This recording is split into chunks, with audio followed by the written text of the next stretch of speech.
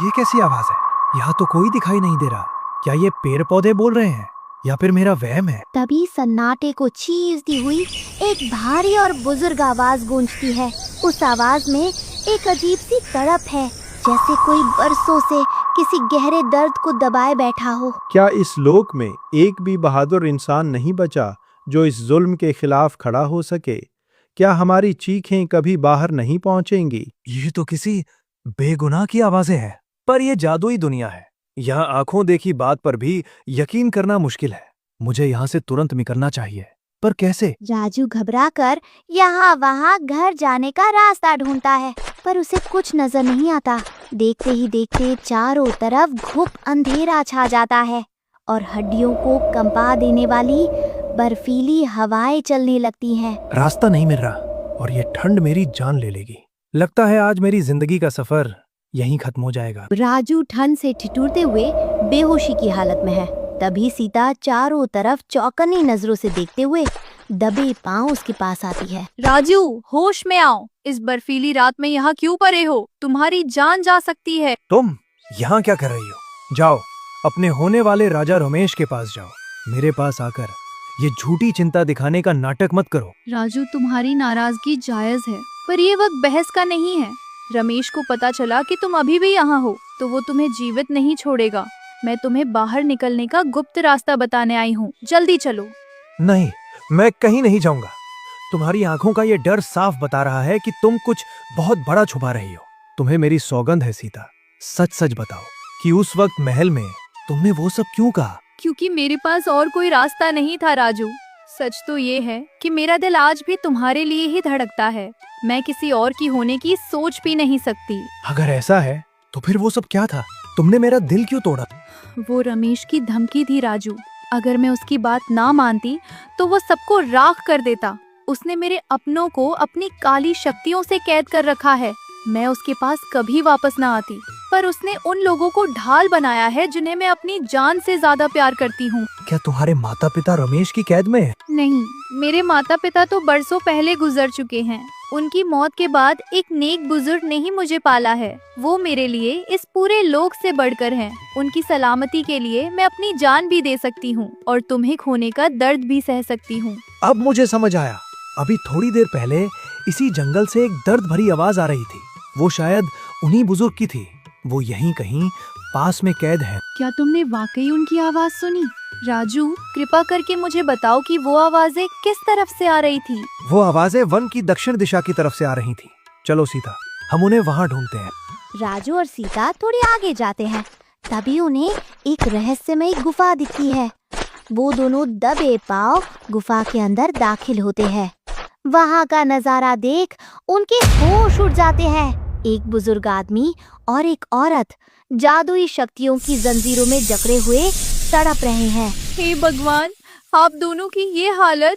मैंने आपको कहाँ कहाँ नहीं ढूंढा। मुझे माफ कर दीजिए, मुझे आने में बहुत देर हो गई। राजू और सीता को कुछ समझ नहीं आता कि आखिर वो भयानक जादुई शक्ति अचानक खत्म कैसे हुई। वो जंजीरें हवा में धुएं की तरह गायब हो गई, जैसे किसी और बड़ी शक्ति ने उनकी मदद की हो। मेरी बच्ची, तू वापस क्यों आई? हम तो अपनी किस्मत को रो रहे थे, पर तुझे उस जालिम रमेश के चंगुल में वापस नहीं आना चाहिए था। भाग जा यहाँ से सीता। आप दोनों हिम्मत मत हारिए। अब सीता अकेली नहीं है, मैं इसके साथ। राजू को देखकर वे दोनों बुजुर्ग चौंक जाते हैं। बुजुर्ग औरत की आंखें राजू के चेहरे पर ठहर जाती हैं, जैसे वो उसे पहचान रही हों। कौन हो तुम नौजवान, और इस मौत की गुफा में क्या कर रहे हो? काका, सवाल जवाब का समय नहीं, यहाँ से फौरन निकलना होगा। मेरा वचन है, जब तक मेरी सांसें चल रही हैं, वो दुष्ट रमेश सीता को हाथ भी नहीं लगा पाएगा। मैं आप सबको आजाद कराकर ही दम लूंगा। हाँ, जल्दी करो। यहाँ रुकना खतरे से खाली नहीं। हमें फौरन किसी सुरक्षित जगह पहुँचना होगा। राजू और सीता ने उन दोनों बुजुर्गों को जंगल की एक पुरानी कुटिया में सुरक्षित छुपा दिया है। अब वे दोनों रमेश की काली शक्तियों का तोड़ ढूंढने के लिए घने जंगल के बीचों बीच चल रहे हैं। सीता, हमने उन्हें बचा तो लिया, पर रमेश की जादुई शक्तियाँ अब भी उनके शरीर को जकड़े हुए हैं। जब तक वो बंधन नहीं टूटेंगे, वो पूरी तरह आजाद नहीं होंगे। तुम सही कह रहे हो राजू। रमेश की जादुई शक्तियों को हराना नामुमकिन है, सिवाय एक इंसान के। इस जंगल के उस पार एक सिद्ध साधु रहते हैं। कहते हैं उनके पास वो शक्ति है जो किसी भी अधर्म का अंत कर सकती है। तभी उन्हें एक गुफानुमा मंदिर के बाहर एक दिव्य तेज वाले साधु दिखाई देते हैं जो ध्यान में मग्न है। उनके चारों ओर एक अजीब सी शांति है। महाराज क्षमा करें, हमने आपके ध्यान में बाधा डाली, पर हम एक बहुत बड़ी मुसीबत में हैं।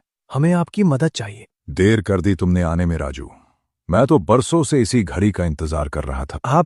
आप मेरा नाम कैसे जानते हैं और आप मेरा इंतजार क्यों कर रहे थे? राजू, तुम्हारा यहां आना इत्तेफाक नहीं, नियति है। जिस रमेश से तुम लड़ रहे हो उसने सिर्फ सीता को ही नहीं बल्कि तुम्हारे अतीत को भी अंधेरे में रखा है।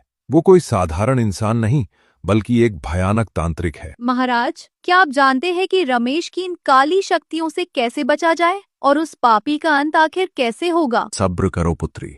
रमेश की शक्ति उस मायावी कलश में छुपी है जो उसने पाताल लोक की आग से बनाया है।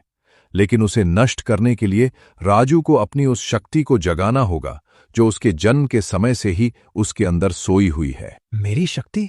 मैं तो एक मामूली इंसान हूं महाराज, जिसे दुनिया मनहूस कहती है। दुनिया जिसे मनहूस कहती है वही इस लोक का रक्षक है। राजू, जिसे तुम अनाथ होने का दुख समझ रहे हो, वो दरअसल एक गहरा राज है। महाराज, हमें उस दुष्ट रमेश को हराना है। उसने अपनी जादुई शक्तियों से सबको गुलाम बना रखा है। हम उसे कैसे रोकें? बेटा, रमेश की शक्ति का सामना तुम खाली हाथ नहीं कर सकते। उसके पास शैतानी ताकत है जिसे सिर्फ स्वर्ग लोक की जादुई छड़ी ही खत्म कर सकती है। जादुई छड़ी? महाराज, वो तो बरसों पहले गायब हो गई थी। बड़े बड़े योद्धा उसे ढूंढ नहीं पाए। वो गायब नहीं हुई थी पुत्री, उसे इस लोक के असली उत्तराधिकारी का इंतजार था और वो रक्षक तुम्हारे सामने खड़ा है। मैं? महाराज, मैं तो एक साधारण अनाथ लड़का हूं।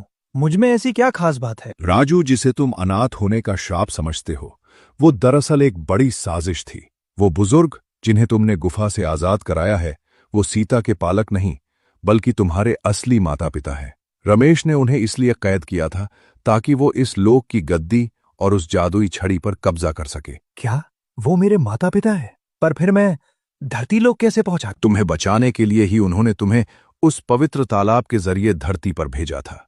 अब वक्त आ गया है कि तुम अपनी विरासत को संभालो। राजू, महाराज सही कह रहे हैं। मुझे हमेशा से तुम में कुछ अलग लगा था। अब डरो मत। अपने माता पिता और इस लोक के लिए तुम्हें उस छड़ी को हासिल करना ही होगा। महाराज, आपने कह तो दिया कि रमेश का अंत एक जादुई छड़ी से होगा, पर मैं उसे इस विशाल स्वर्ग लोक में कहाँ ढूंढता फिरूं?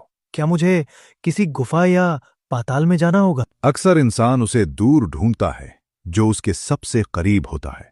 राजू, तुम्हें कहीं जाने की जरूरत नहीं है। जरा अपने हाथ की तरफ तो देखो। महाराज, ये तो वही पुरानी लकड़ी है जो मुझे और शिवू को तालाब के किनारे पड़ी मिली थी। ये तो कोई मामूली चीज लगती है। यही तुम्हारी सबसे बड़ी भूल है। ये कोई मामूली लकड़ी नहीं बल्कि स्वर्ग लोक की राजदंड छड़ी है। इसी की अदृश्य शक्ति ने गुफा में तुम्हारे माता पिता उसके जादुई शक्तियों से आजाद कर दिया, जिससे तुम उन्हें सुरक्षित निकाल पाए। पर ये अभी तक सोई हुई है। तो क्या इसी छड़ी का हमें इंतजार था? पर महाराज, ये जादुई तो नहीं लग रही। क्योंकि इसे अपनी शक्ति जगाने के लिए इसके असली वारिस के खून और संकल्प की जरूरत है। राजू, इसे अपने हाथ में थाम लो और आंखें बंद करके अपने माता पिता के दुख को याद करो। राजू जैसे ही छड़ी को कसकर पकड़ता है, उसकी हथेलियों से एक तेज सुनहरी रोशनी निकलने लगती है। छड़ी के ऊपर की धूल झड़ने लगती है और उसके अंदर से बेशकीमती रत्न और जादुई नक्काशी उभरने लगती है। महाराज, मुझे अपने शरीर में एक अजीब सी बिजली दौड़ती महसूस हो रही है। ऐसा लग रहा है जैसे ये छड़ी मुझसे बातें कर रही है। जाग गई। स्वर्ग लोक की रक्षक छड़ी जाग गई। अब ये सिर्फ एक लकड़ी नहीं बल्कि रमेश के काल का हथियार है।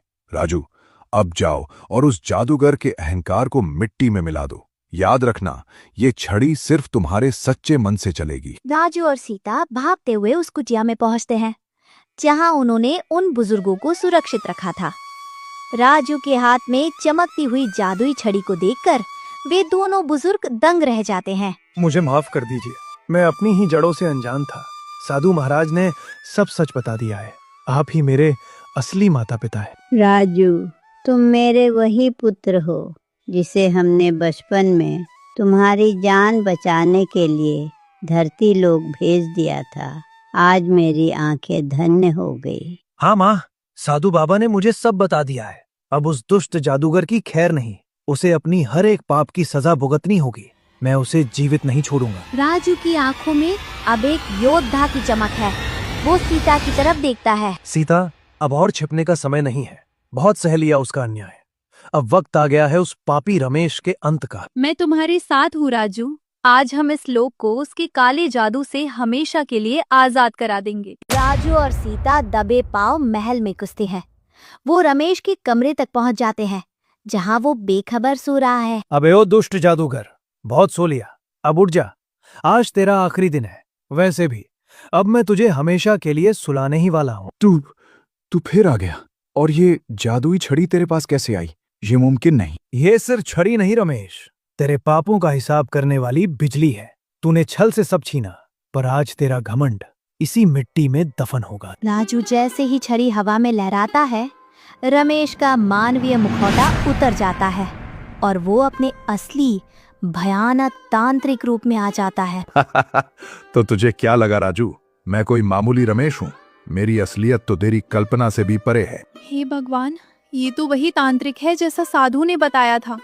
राजू जल्दी करो, अपनी जादुई छड़ी का प्रयोग करो। तभी राजू अपनी पूरी ताकत समेटकर उस जादुई छड़ी से दुष्ट तांत्रिक पर प्रचंड वार करता है। छड़ी से निकलती दिव्य रोशनी अंधेरे को चीरते हुए सीधा तांत्रिक के सीने पर लगती है। बचाओ, ये कैसी आग है? मुझे बचाओ, कोई मुझे इस आग से बाहर निकालो, मैं जल रहा हूँ। और तांत्रिक उसी दिव्य आग में जलकर भस्म हो जाता है। राजू और सीता खुशी खुशी अपने माता पिता के पास लौट आते हैं। वर्षों का अंधेरा छट गया और अब हर तरफ खुशहाली छा जाती है। बेटा, हमें माफ कर दे। हमने तुझे खुद से दूर करके बहुत रुलाया। हम बहुत बुरे माँ बाप है राजू, तुझे अकेले छोड़ दिया था। नहीं पिताजी, आपने मेरी जान बचाई थी। आज मुझे मेरा परिवार मिल गया। मैं बहुत खुश हूँ। ये सब भगवान की मर्जी थी राजू। अब मैं तुम्हें छोड़कर कभी नहीं जाऊंगी। और अब ये स्वर्ग लोक फिर से खुशियों से मुस्कुराएगा। तो दोस्तों, इस तरह तालाब के रहस्य का खुलासा हुआ। बुराई हारी और सच्चा प्रेम जीत गया। राजू और सीता शादी करके खुशी खुशी रहने लगे। कैसी लगी आपको ये कहानी? कमेंट्स में जरूर बताएं।